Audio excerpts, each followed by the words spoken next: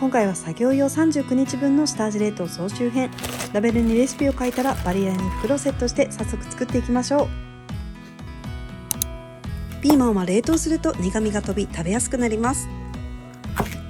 お肉に絡みやすくするため横に切って4個分をカット。豚バラは1センチから2センチほどにカットします。豚肉は細切れなどでも OK です。水分を抑えたら塩コショウをして、さっき切ったピーマンとお肉と片栗粉は大さじ2から3です。数回に分けてなじませて混ぜたら袋に詰めていく。あとは調味料です。タレは別の袋に入れていきます。すき焼きのタレ大さじ 3.5、 オイスターソースと砂糖大さじ1/2分の1。空気を抜いて冷凍庫に保管します。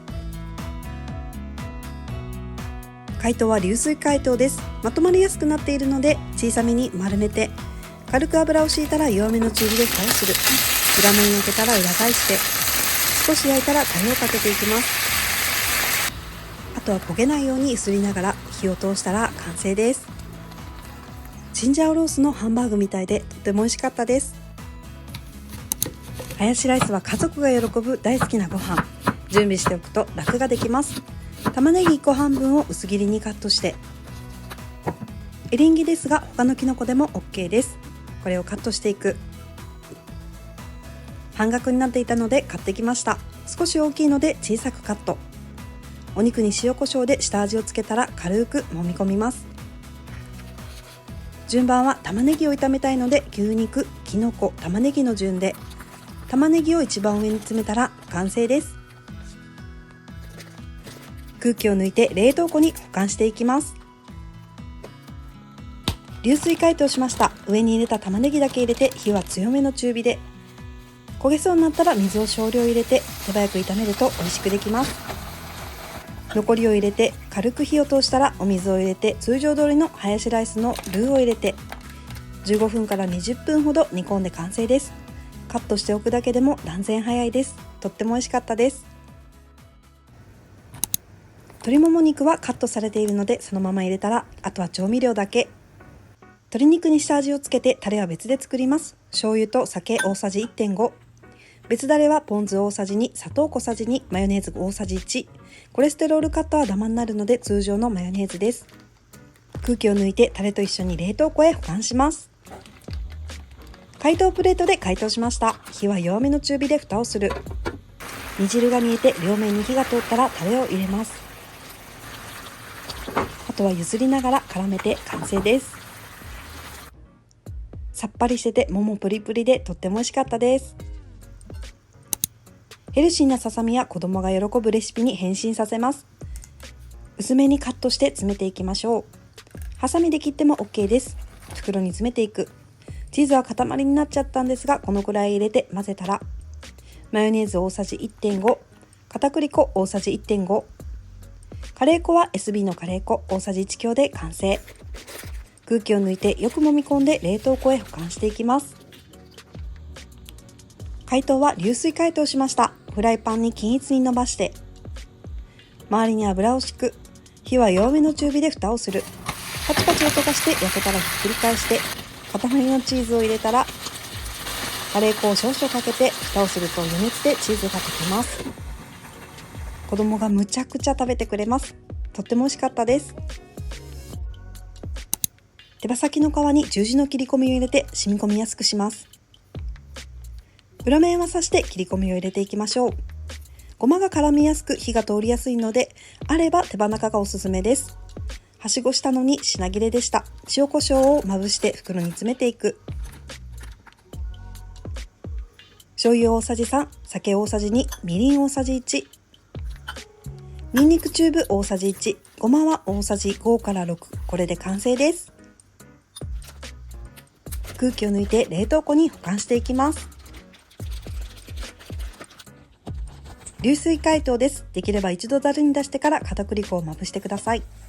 170度の油で入れたらひっくり返す時以外触らないように注意です。きつね色になったら完成です。ごまと皮が香ばしくてとっても美味しいです。これも簡単でおすすめレシピ。玉ねぎをくし切りにざっくり切ってブンブンチョッパーかミキサーでみじん切りにしていきます。新玉ねぎを使うと苦味が少ない分、炒める時に時短ができます。お肉は合いびき肉、豚ひき肉でも OK です。詰めていく。玉ねぎも入れたら、あとは調味料だけ。カレー粉は SB です。小さじ2、ケチャップ大さじ5から6、ウスターソース大さじ3、これで完成です。空気を抜いて冷凍庫に保管していきます。解凍プレートで解凍しました。フライパンのみ全体にのせたら、火は弱めの中火で蓋をします。グツグツ煮立ったら混ぜながら水分を飛ばしていきます。水分がこのぐらい少なくなってきたら完成です。これむちゃくちゃ美味しいので、ぜひお試しください。次も具材を入れるだけの時短レシピ、豚ひき肉を詰めていく。コーンは水気を切ってから袋に詰めます。タコミートでみじん切りにした新玉ねぎも1/2分の1ほど加えて、ヘラでかき上げるように混ぜたら完成です。砂糖大さじ2、醤油大さじ1、鶏ガラスープの素小さじ1、にんにくチューブ1センチ、生姜チューブ少々、ごま油大さじ1、片栗粉大さじ3、これで完成です。空気を抜いて冷凍庫へ保管していきます。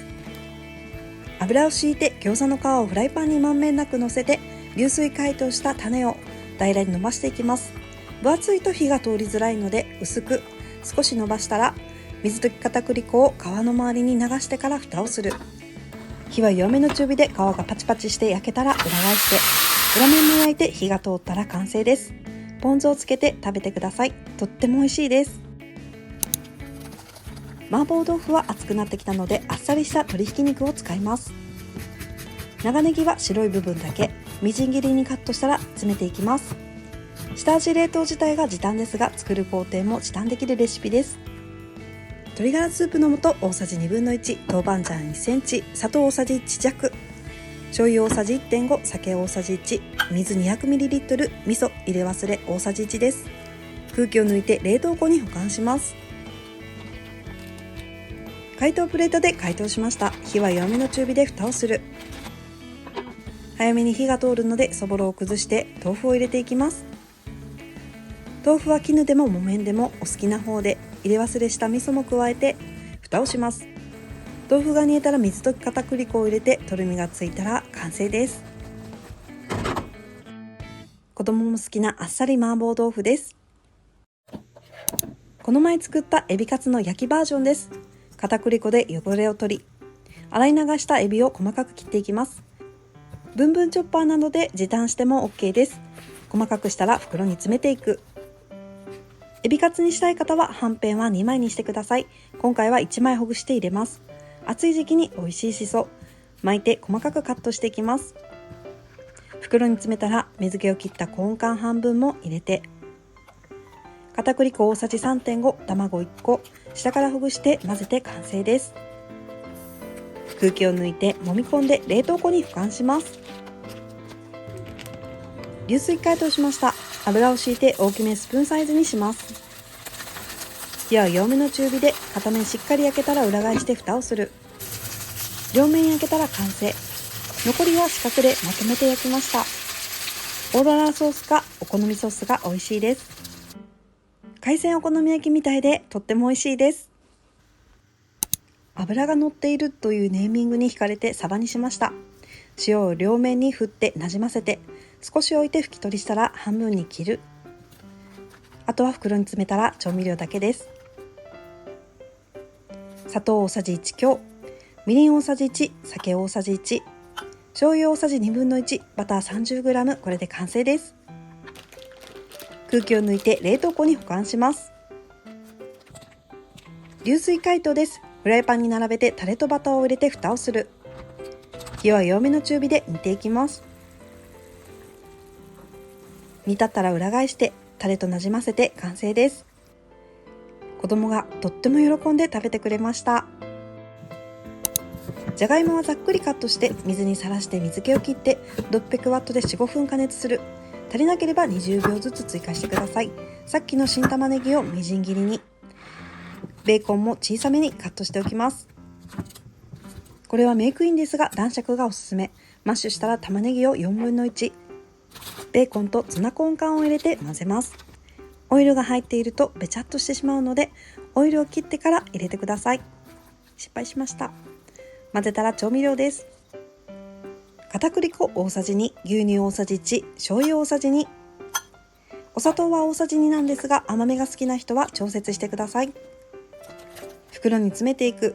手間がかかるコロッケもこれでとっても時短ができます。空気を抜いて冷凍庫に保管します。流水解凍しました。大きめのスプーンで取ったらパン粉をまぶして形を整えて丸めていきます。油は170度の油で揚げます。片面きつね色になったら裏返して両面揚げたら完成です。具材を炒めなくても時短でとっても美味しいコロッケです。美味しかったのでぜひ作ってみてください。揚げ物が好物なのでさっぱりしたチキンカツをレシピに。胸肉は半分に開いたら余分なところを切ってフォークで穴を開ける。ちょっとしたストレス発散に。あとは食べやすい大きさに切ってお肉を袋に詰めていく。お酢大さじ2、酒大さじ2、マヨネーズ大さじ1、片栗粉大さじ4。これで完成です。空気を抜いてよく揉み込んで冷凍庫に保管します。解凍プレートで解凍しました。お肉の両面をパン粉にしっかりまぶして170から180度の油に投入して揚げていきます。途中ひっくり返して焼き色が両面こんがりしたら出来上がりです。おかわりが止まりませんでした。とっても美味しかったです。秒でできるので見逃し厳禁。パン粉大さじ5強を袋に入れて、お肉の水分が出るので牛乳はパン粉より少なめに大さじ3にします。豚ひき肉を袋に詰めていきます。パン粉をかき出すように混ぜておく。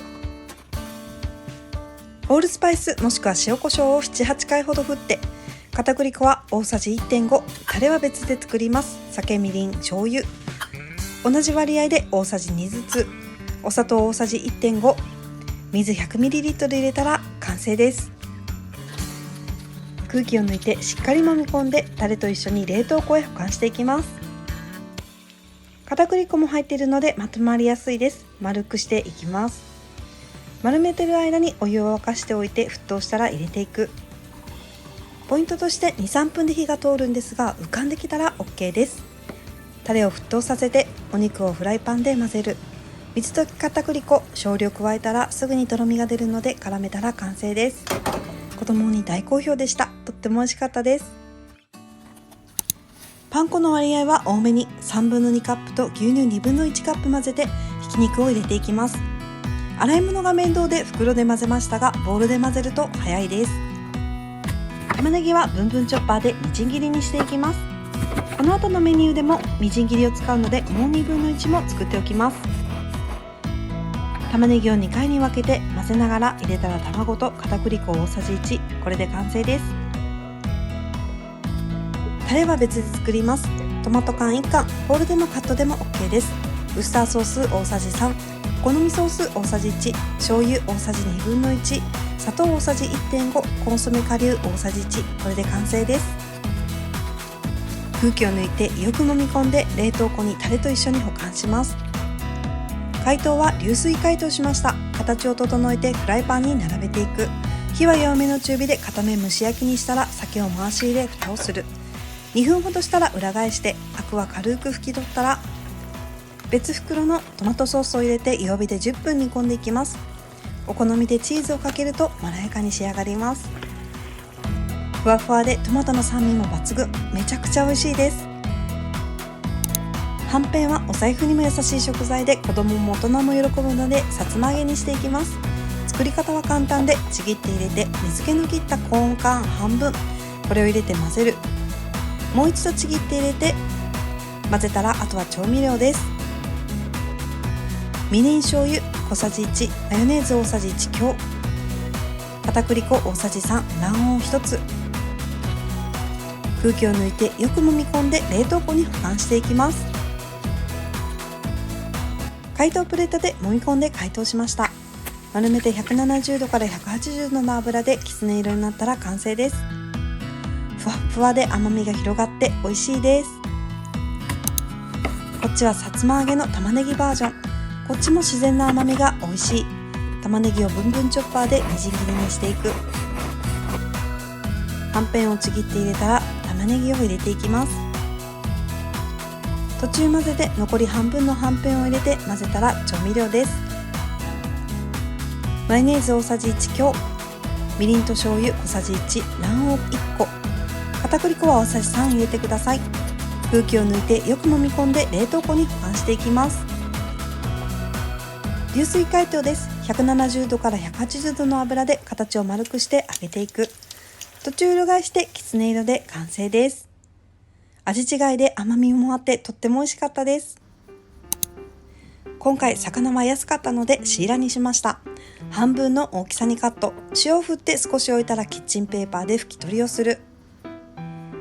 しっかり拭き取りをしたらあとは詰めていくだけ。醤油と酒大さじ1ずつで下味をつけたら、片栗粉大さじ2、タレは別タレです。大根おろしと醤油小さじ1、ポン酢大さじ3、これで完成です。空気を抜いてタレと一緒に冷凍庫に保管していきます。冷凍庫で半解凍しました。フライパンに並べたら片栗粉をまぶして軽くなじませてから油をかける。揚げ焼きするので少なくて大丈夫です。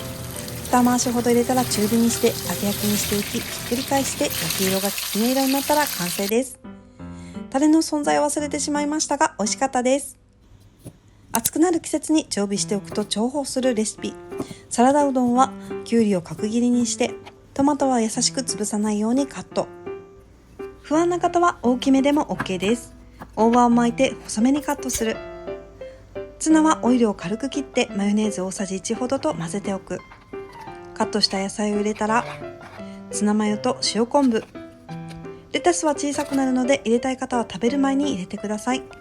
めんつゆ大さじ4、醤油大さじ 1.5、 これで完成です。空気を抜いて冷凍庫に保管していきます。解凍プレートで解凍しました。うどんは湯がいて冷水でしっかり締めて、つゆと具材をのせたらもう完成です。冷たくてとっても美味しかったです。鶏もも肉は切れているので早速そのまま入れるだけ。あとは調味料です。醤油大さじ3、みりん大さじ2、酒大さじ1、にんにくチューブ大さじ1、生姜はお好みで入れてください。さっぱり食べるのに別ダレでおろしポン酢を作ります。大根すりおろしして袋に入れたらポン酢大さじ4、これで完成です。袋に詰めたらお肉は揉み込んで一緒に冷凍庫に保管します。解凍プレートで解凍しました。ざる揚げしてタレを切ってから片栗粉をしっかりなじませて180度の油に入れていきます。我が家では2度揚げするので1度目はさっと揚げて、2度目は190度、火を弱め中火から中火に上げて2度揚げをします。これぐらいで。ポン酢でさっぱりだけどジューシーで秒でなくなりました。美味しかったです。特用パックにしたのでもも肉レシピをもう一品。お肉を詰めたら長ネギの3分の2の白い部分をみじん切りにしていきます。あとは袋に詰めたら調味料です。酒、醤油大さじ1ずつ、ポン酢大さじ3、お砂糖小さじ1、これで完成です。空気を抜いて冷凍庫に保管していきます。レンジで解凍しました。火は弱めの中火で蓋をする。煮立ったら裏返して揺すって火が通ったら完成です。一つ刺して透明な汁が出たら OK です。鶏肉の甘みとポン酢の相性が抜群です。トマト多めでチキンカレー。もも肉を袋に詰めていきます。玉ねぎはざく切りしたらブンブンチョッパーでみじん切りに。袋に詰めていく。今回はカットトマト缶です。これを入れたらあとは調味料だけ。カレールーは1箱全部入れます。お好みソース、ウスターソース、蜂蜜大さじ1ずつ。パンパンですが空気を抜いて冷凍庫に保管していきます。流水解凍しました。火は弱火でバターを置いて蓋をする。サラッとが好きな方は水 200ml ほど追加してください。混ぜて10分ほど弱火で煮込んだら完成です。さっぱりトマトの風味が癖になります。とっても美味しいです。人参は斜めにカットして薄切りにします。この後もう一つのメニューにも使うので、丸1本とニラも 4,5 束カットしておきます。豚ひき肉を詰めていく。合いびき肉でも OK です。さっき切ったニラと人参の半分を詰めたら、あとは調味料です。砂糖大さじ2、醤油大さじ2、ごま油大さじ1、お水 130ml、 これで完成です。空気を抜いて冷凍庫に保管していきます。解凍は水で解凍しました。火は弱めの中火で蓋をする。煮立ってきたらお肉をお好みで少しほぐして、お湯で戻した春雨を入れ、春雨が馴染んだら完成です。ヘルシーで安いのにとっても美味しいです。たまにの贅沢に海鮮焼きが食べたくてボリュームの出る海鮮焼きそば。さっき切った人参とニラ、ベビーホタテ、エビをたっぷりと。エビは片栗粉で洗っています。詰めたらあとは調味料です。酒大さじ2、味の素8から9振り、鶏ガラスープの素小さじ1、入れ忘れしてしまいましたがオイスターソース大さじ1。空気を抜いて冷凍庫に保管していきます。流水解凍です。火は弱めの中火で入れ忘れしたオイスターソース。焼きそばの麺を油を一回しから二回しほど入れて焼いておきます。火は弱めの中火で、煮えすぎるとエビが硬くなるので、煮立ったら水溶き片栗粉を入れて完成です。麺は揚げ焼きするとカリッカリで美味しいです。暑くなってくると冷たいものが食べたくなるので、下味冷凍の冷製パスタを献立しました。大葉は 4,5 枚ほどみじん切りにして、トマトは大きめのサイズにカットする。潰さないように優しめに切ったら袋に詰める。トマトと大葉、ツナ缶を入れたらあとは調味料です。砂糖、ごま油、醤油、めんつゆ、お酢大さじ1ずつ。これで完成です。優しく空気を抜いて冷凍庫に保管していきます。冷製パスタのコツは、茹でる時に塩をしっかり振って味をつけること。大さじ 1.5 入れて湯がいて揚げたら氷水で締めてください。その上に流水解凍しておいた冷たいソースをかけるだけ。簡単でめちゃくちゃ楽なレシピです。さっぱりひんやりでとっても美味しかったです。サバは個人的に一番大好きな魚。新しいレシピを考えて作りました。塩を振ってしっかり拭き取りしたら 4,5 等分にカットしていく。袋に詰める。あとは調味料です。醤油大さじ 1.5、 お酢も大さじ 1.5、 いりごま大さじ3、片栗粉大さじ3入れたら完成です。空気を抜いて軽くなじませて冷凍庫に保管していきます。解凍プレートで解凍しました。フライパンに出して油を一回しして、皮目を下にして並べて、火は弱めの中火で蓋をする。パチパチ音がしたらひっくり返して、もう一度反対側を焼く。裏面も焼けたら完成です。すぐ焼けるので目を離さないでください。ごまと皮がパリパリでとっても美味しいです。じわじわと熱くなってきているので、きゅうりを使ったレシピから。きゅうりは両端をカットしてフォークを刺して薄切りにします。塩を振って揉み込んで、水分が出たらキッチンペーパーで押さえて水気を切っておく。今回は豚バラ肉、切り落としでもいいです。3分の1サイズに切ったら塩コショウして揉み込んだら袋に詰めていく。豚バラときゅうりを詰めたら、あとは調味料です。オイスターソースを大さじ2、酒大さじ2、砂糖大さじ1、ごまを小さじ3、入れ忘れましたがニンニクチューブ3センチ。空気を抜いて冷凍庫に保管していきます。解凍プレートで解凍しました。火は弱めの中火で蓋をする。煮えたらほぐして火を中火にし、ゆすり混ぜたら完成です。きゅうりと豚バラの相性が良くてとっても美味しかったです。これおかわりあるって一口食べて言われたカツレツレシピ。薄切りのロースにトマトピューレを塗っていきます。とろけるチーズがおすすめです。チーズを乗せたらカレー粉、我が家は SB、これを振っていく。ロスをかぶせたらフォークで周りを一周して押し伸ばしていく。跡がついた端っこを内側に折りたたんでおきます。卵が切らしているのでバッター液は小麦粉とお水1対1で混ぜています。ラップにパン粉を置いて、その上にバッター液をつけた豚肉を乗せる。パン粉も切れてしまいそうなので少なめですが、かぶさる量で乗せてください。あとはラップをかぶせて折りたたむ空間を空けてラップをするとくっつき防止とパン粉が馴染んでいきます。意外と簡単で汚れ物も少ないので、ぜひチャレンジしてみてください。空気を抜いて冷凍庫に保管していきます。揚げるときは凍ったまま揚げていきます。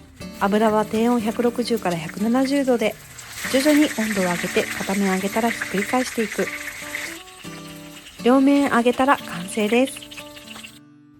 1人5枚はいけます。めちゃくちゃ美味しいです。さっきの特用パックの半分を使っていきます。豚バラは1/3分の1ほどにカットしたら袋に詰めていくだけ。高菜も詰めたらあとは調味料です。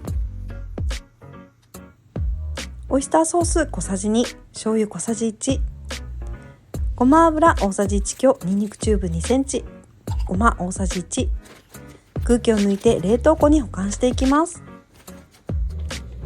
流水解凍です。火は弱めの中火で蓋をする。ほぐして炒め合わせて豚肉に火が通ったら完成です。めちゃくちゃご飯が進みます。ステーキ食べたいというリクエストに応えてチキンステーキレシピ。もも肉の余分なところをカットして筋方向に半分にカットします。あればガーリックソルト、なければ塩コショウ、両面に振っていく。もも側にニンニクチューブをすり込んでいきます。小麦粉は薄くでいいので軽くまぶしてすり込みなじませたら袋に詰めていく。もも肉は2枚を半分なので4枚分です。調味料は別だれ。玉ねぎは1/2分の1個をすりおろし、小さめのフリーザーバッグに醤油大さじ4、ポン酢大さじ1、酒大さじ4、にんにくチューブ大さじ1、さっきの玉ねぎのすりおろし、砂糖大さじ2、混ぜたら完成です。空気を抜いてタレと一緒に冷凍庫に保管していきます。解凍プレートで解凍しました。皮目を下にして火は弱めの中火で蓋をする。2、3分で皮目に焼き色がこのぐらいついたら裏返してもう一度蓋をする。蓋をして4、50秒経ったらタレとお好みでコーンを入れます。火は弱火にして5分ほどタレを煮込み、お肉から透明の汁が出たら完成。串などで刺してみてください。めちゃくちゃごちそうでした。贅沢したいときはおすすめです。ビーフンはよく作れるんですが、下味冷凍にしておくとさらに時短ができます。人参は短冊切りにカット、玉ねぎはくし切りにカットしていく。キャベツは8分の1を乱切りにしたら袋に詰めていく。玉ねぎとエビは片栗粉で洗ってから入れています。たっぷりと入れたら人参とキャベツ、これを入れて完成です。お好みで豚肉入れてもいいです。オイスターソース小さじ2、鶏ガラスープの素小さじ2、醤油小さじ2。空気を抜いて冷凍庫に保管していきます。解凍せず凍ったままフライパン入れたら弱めの中火で蓋をする。ほぐれてきたらお湯で戻したビーフンを入れて完成です。おかずとして食べましたが美味しかったです。ベビーホタテが安かったので旨味たっぷりの炊き込みご飯のレシピ。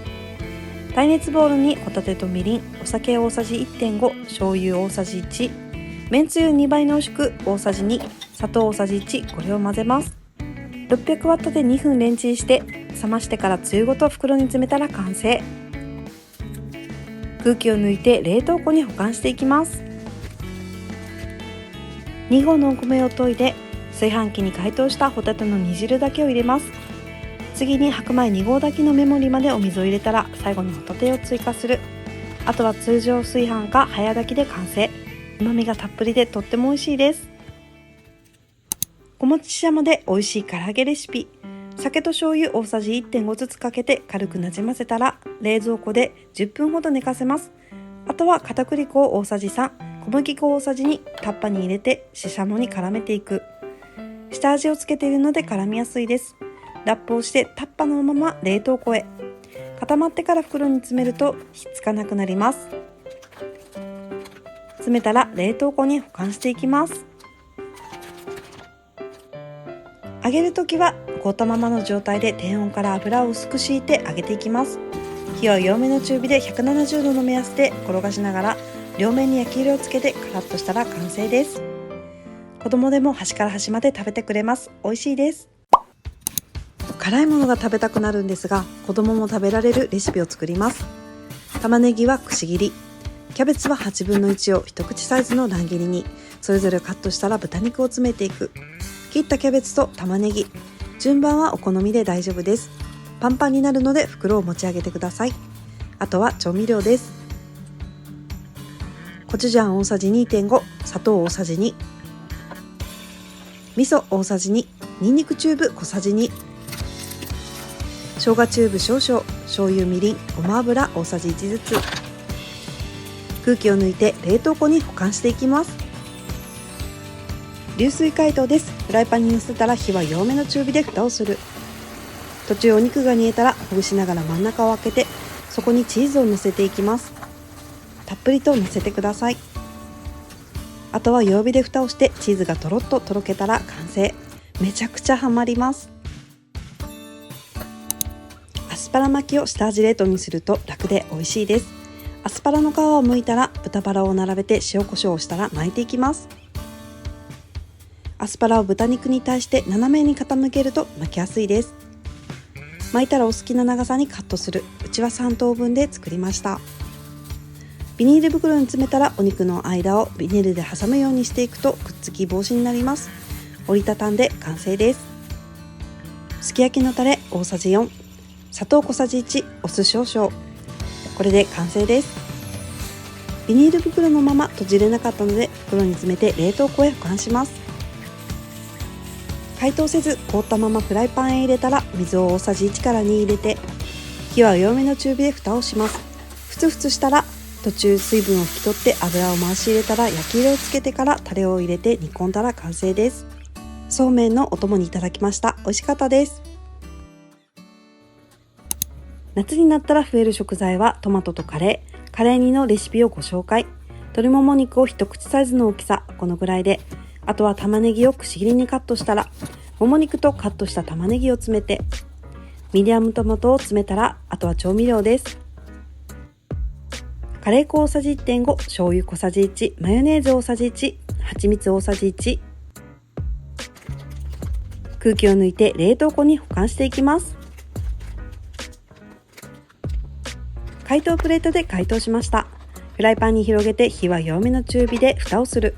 少し火が通り始めたら裏返してトマトを潰していきます。火を中火にしてトマトの水分を飛ばしていき、お肉に火が通ったら完成です。鶏肉がジューシーでさっぱりカレー味、とっても美味しいです。贅沢ステーキ第2弾もすでに2週連続だけど1枚100円以下なのでかなり節約になります。半分にカットして塩コショウしたら詰めていく。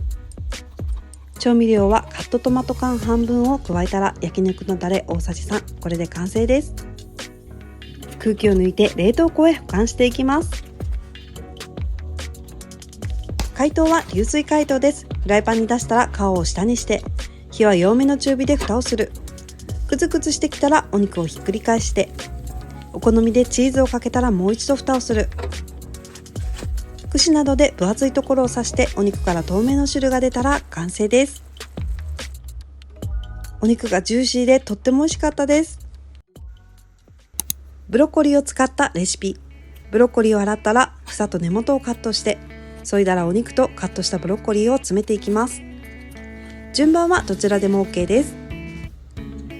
オイスターソース大さじ2、酒大さじ1、鶏ガラスープの素小さじ1、お砂糖小さじ2、これで完成です。空気を抜いて冷凍庫へ保管していきます。解凍プレートで解凍しました。フライパンに出したらお肉をほぐして、広げたら火は弱火で蓋をする。途中ほぐしながら火が通ったら完成です。お肉が柔らかくて優しい味、美味しかったです。いつもの鶏そぼろにごぼうを追加したレシピ。ごぼうを洗ったら縦に4分の1にカットしたら角切りにして水に浸してアク抜きします。鶏ひき肉を入れたらアク抜きしたごぼうを袋に詰めていく。あとは調味料です。醤油大さじ3、酒大さじ2、みりん大さじ2、砂糖大さじ 2.5 を入れたら完成です。空気を抜いて冷凍庫に保管していきます。解凍は流水解凍です。フライパンに出したら広げて軽くほぐして、火は弱めの中火で蓋をする。煮立ってきたらひき肉をお好みの大きさにほぐして、お肉に火が通ったら完成です。ごぼう入りで歯ごたえがあってとっても美味しいです。カレイの孫が好きすぎて、今回は煮付けの下味冷凍に。キッチンペーパーでしっかり水気を拭き取りしたら袋に詰める。大きさはお好みで。みりん大さじ2、酒大さじ2、醤油大さじ3、砂糖大さじ2、水 130ml、お好みで生姜チューブを入れてください。空気を抜いて冷凍庫に保管していきます。解凍プレートで解凍しました。フライパンに出したら皮目を下にして、火は弱めの中火で蓋をする。グツグツしたらひっくり返して、火が通ったら完成です。優しい味で孫がとっても美味しかったです。